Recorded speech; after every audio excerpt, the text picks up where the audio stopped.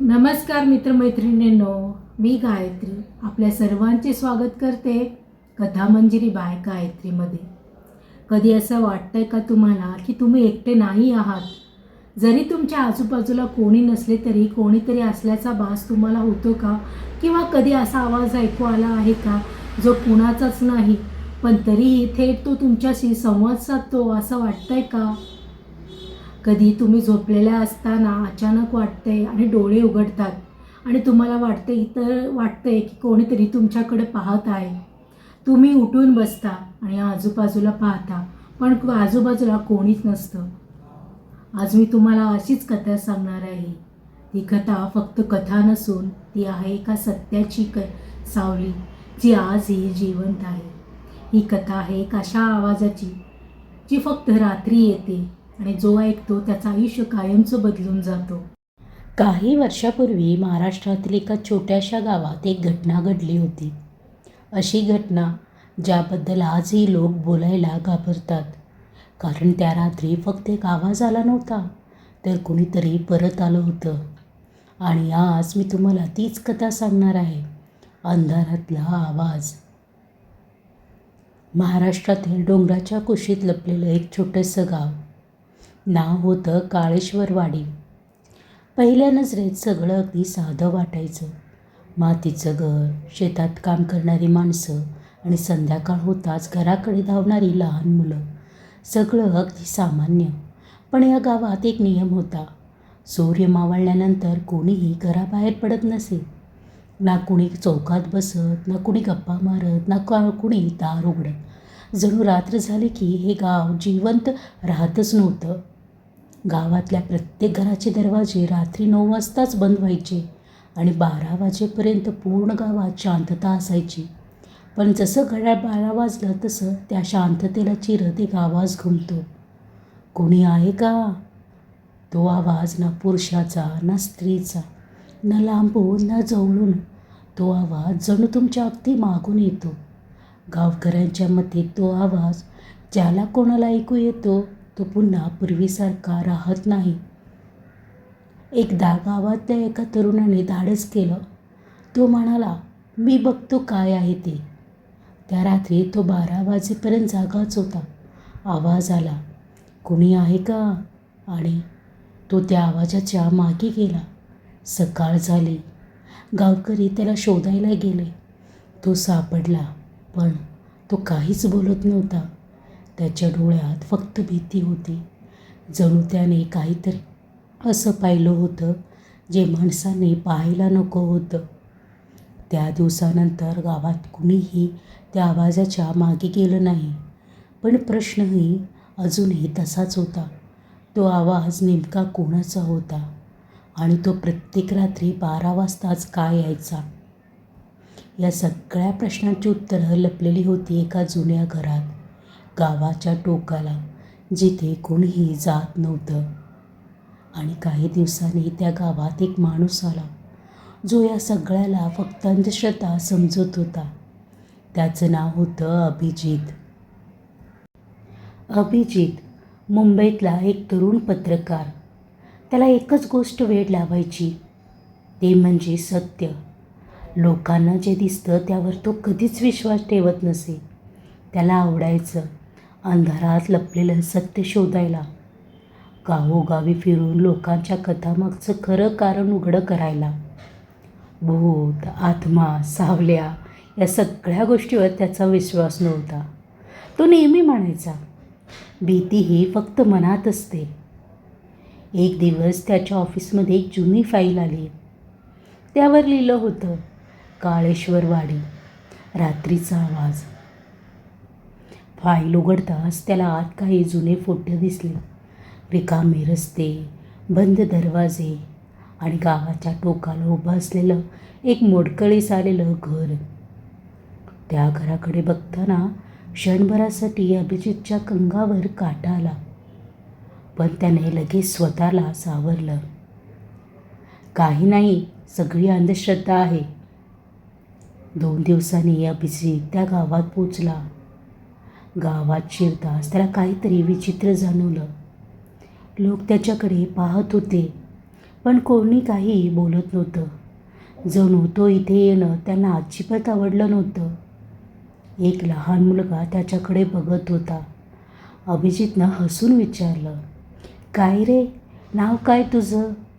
मुलगा काही बोलला नाही.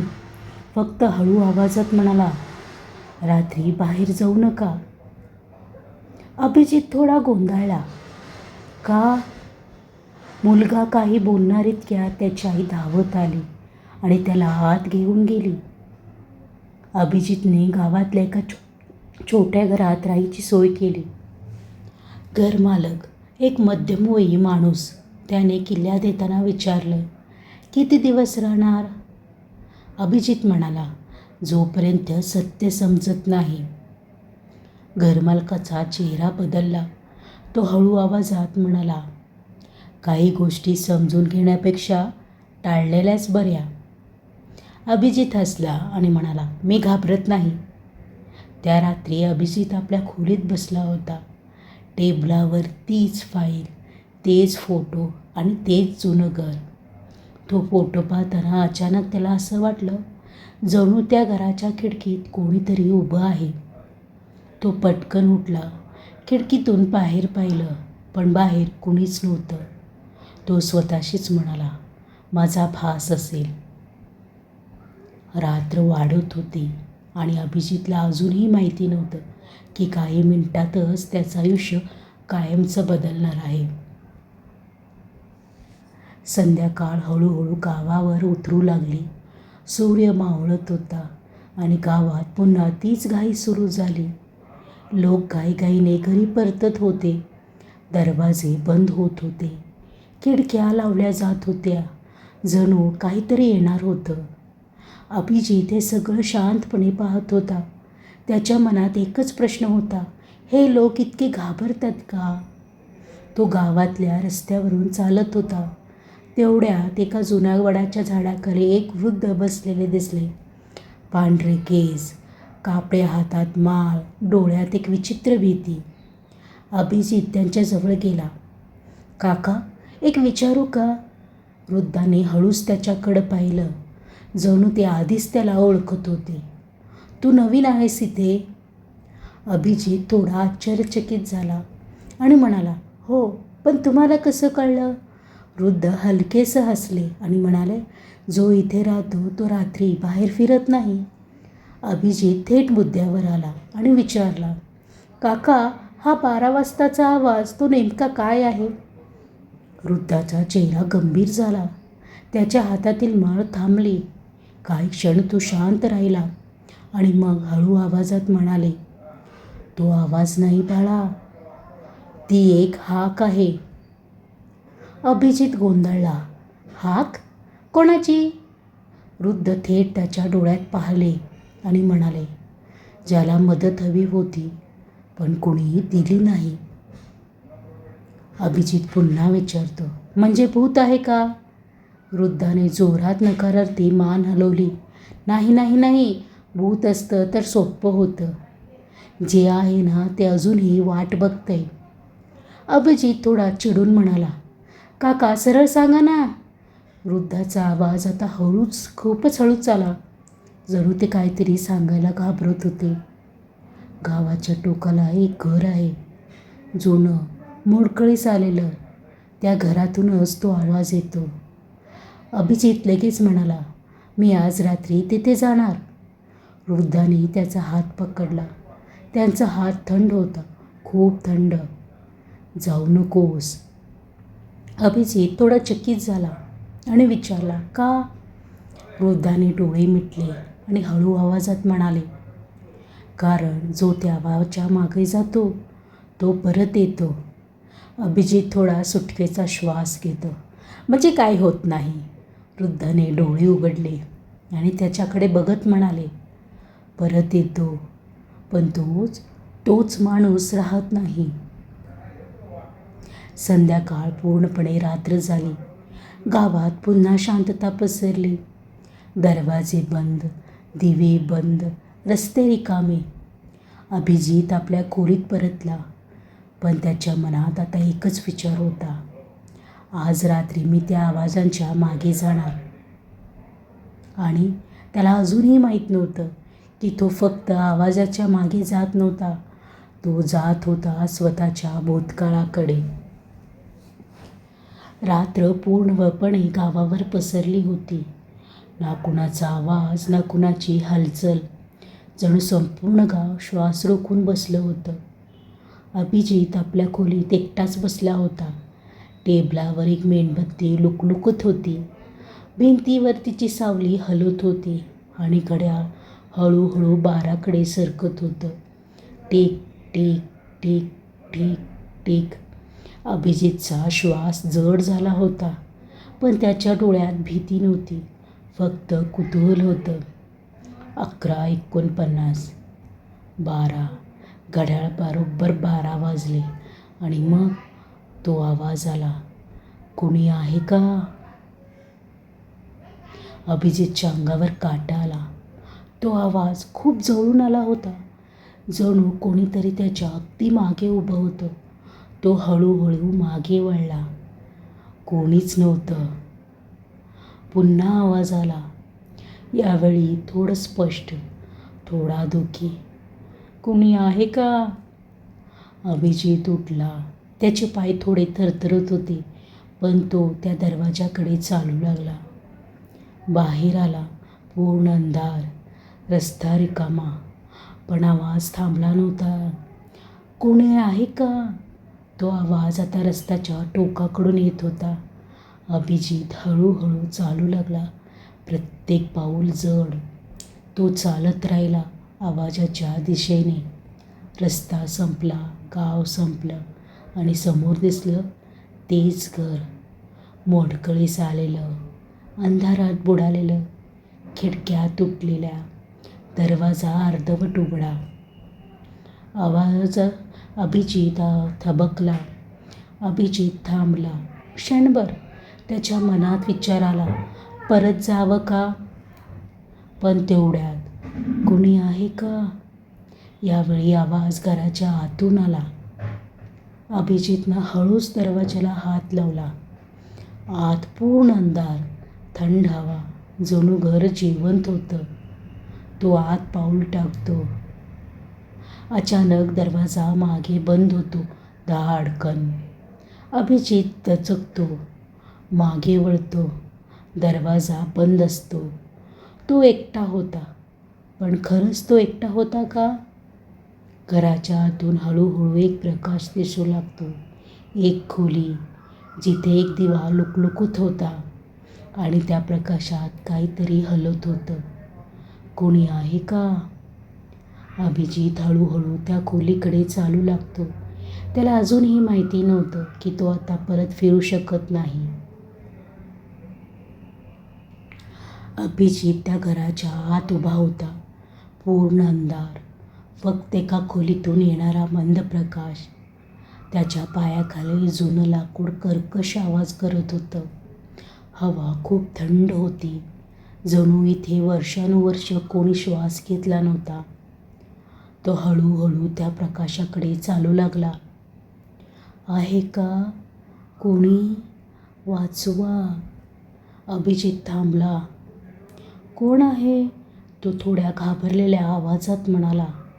मग हळूहळू ती कुजबूज थांबली आणि फक्त तोच आवाज उरला. कोणी आहे का? अभिजित त्या खोलीच्या दाराशी पोचला. दरवाजा अर्धवट उघडा होता. तो हळूच आत डोकावला. खोली लहान होती.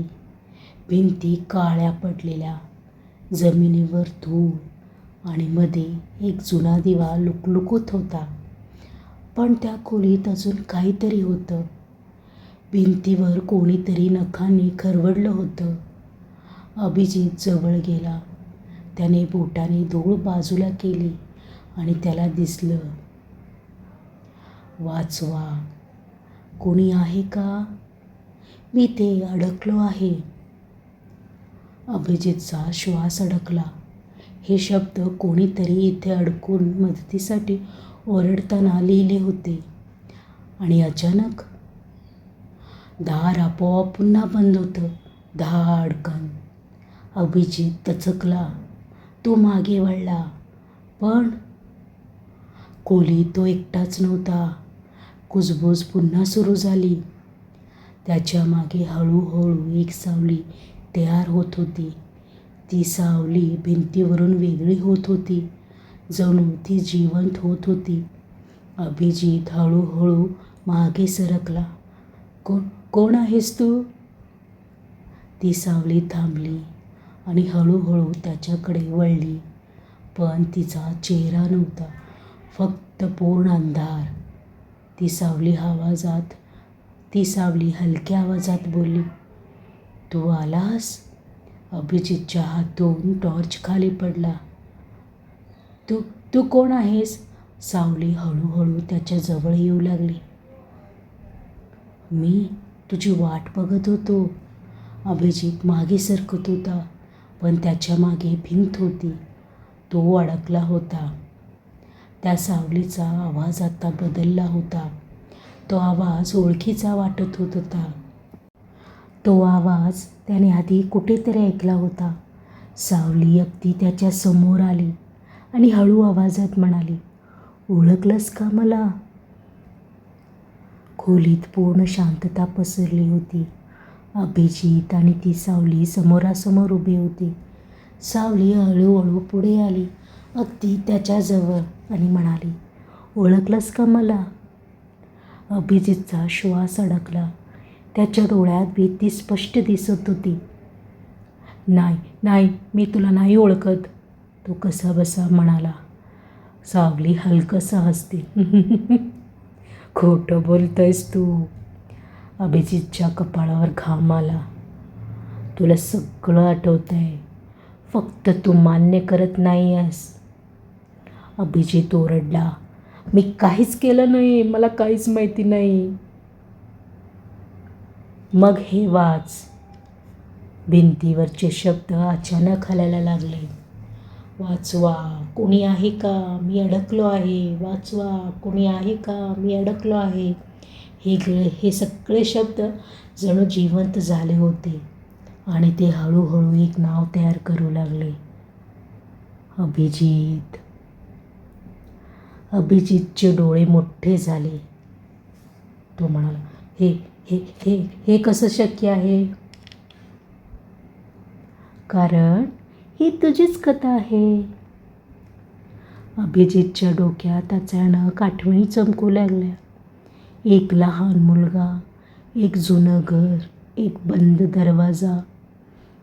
अभिजित, दार उघड, मला बाहेर काढ, कोणी आहे का?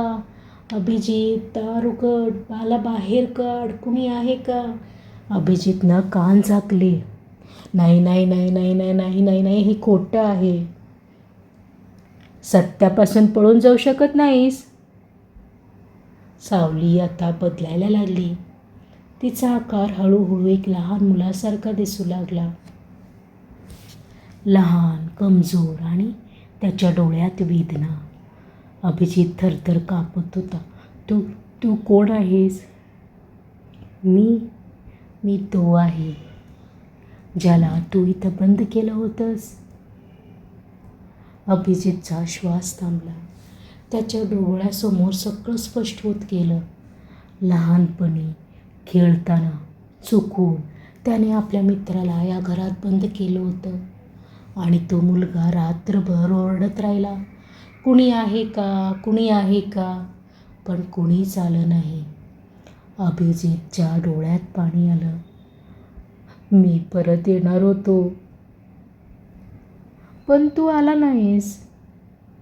मी वाट पाहत राहिलो रात्रभर या अंधारात, आणि शेवटी मी एकटाच मेलो. अभिजित खाली बसला रडत, माफ कर, मला माफ कर. माफी? इतक्या वर्षानंतर? तुला वाटतं माफी इतकी सोपी असते? अभिजित जमिनीवर बसलेला होता.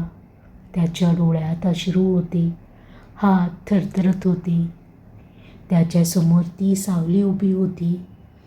आता ती फक्त एक भयानक आकृती नव्हती, ती वेदना होती, ती एकटेपण होतं, ती आपण राहिलेली हाक होती. माफ कर, अभिजित पुन्हा म्हणाला. तुला आठवते का त्या रात्रीचं सगळं? अभिजितनं डोळे मिटले आणि आठवणी पुन्हा जिवंत झाल्या. लहानपणी तो आणि त्याचा मित्र या घरात खेळत होते.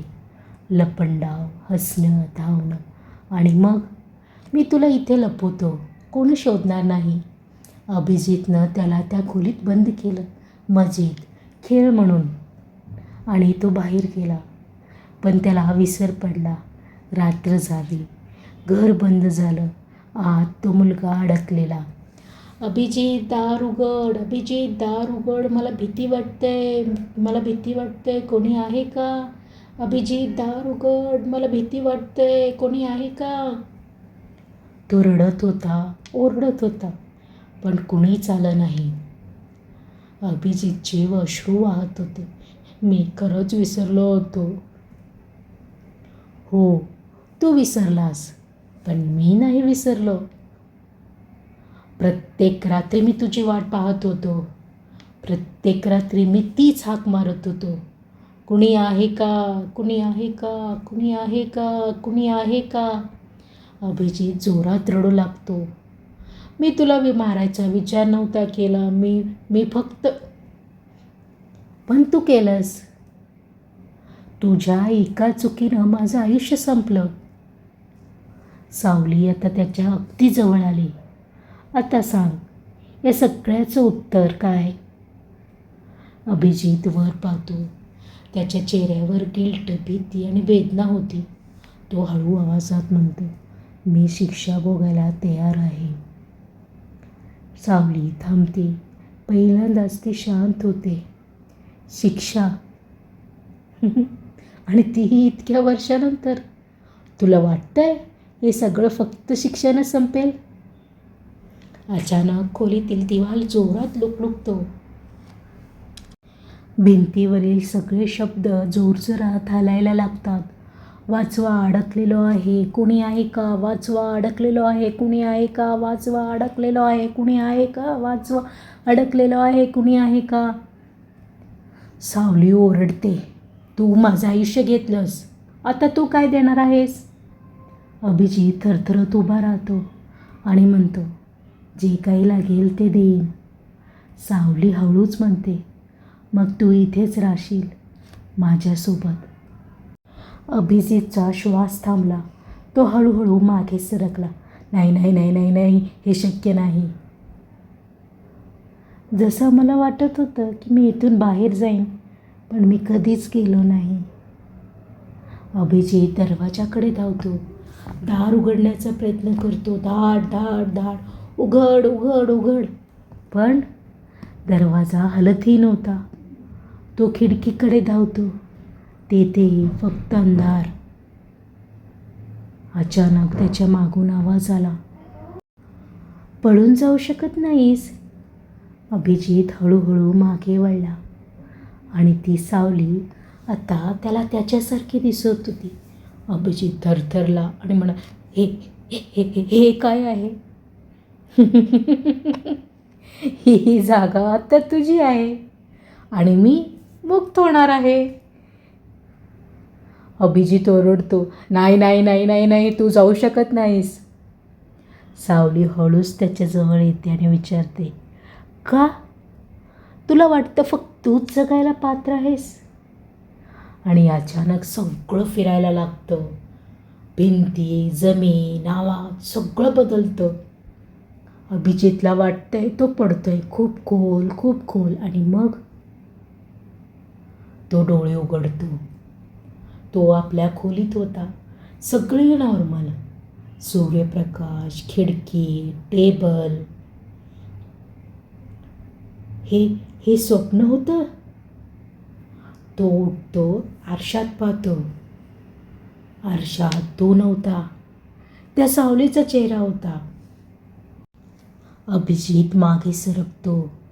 त्याच्या डोक्यात पुन्हा तोच आवाज घुमतो, कुणी आहे का? कुणी आहे का? कुणी आहे का? कुणी आहे का?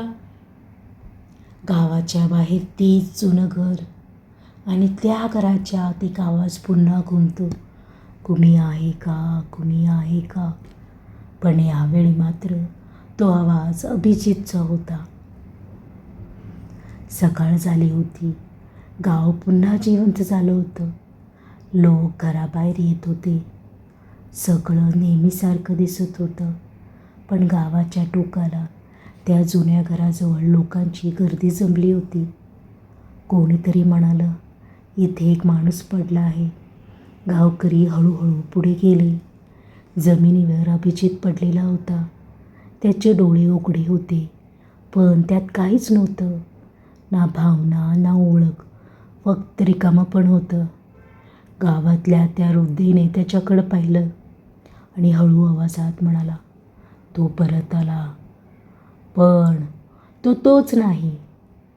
अभिजितला गावकरी घरी घेऊन गेले. तो जिवंत होता, पण तो एक शब्दही बोलत नव्हता. तो फक्त एकच गोष्ट करत होता. रात्री 12 वाजता तो अचानक उठायचा आणि खिडकीकडे बघत हळू आवाजात म्हणायचा, कोणी आहे का, कोणी आहे का, कोणी आहे का. काही दिवसांनी गावात एक नवीन माणूस आला. त्यालाही त्या घराबद्दल कळलं आणि तोही तिथे गेला. रात्री 12 वाजता तो आवाज पुन्हा आला, कुणी आहे का.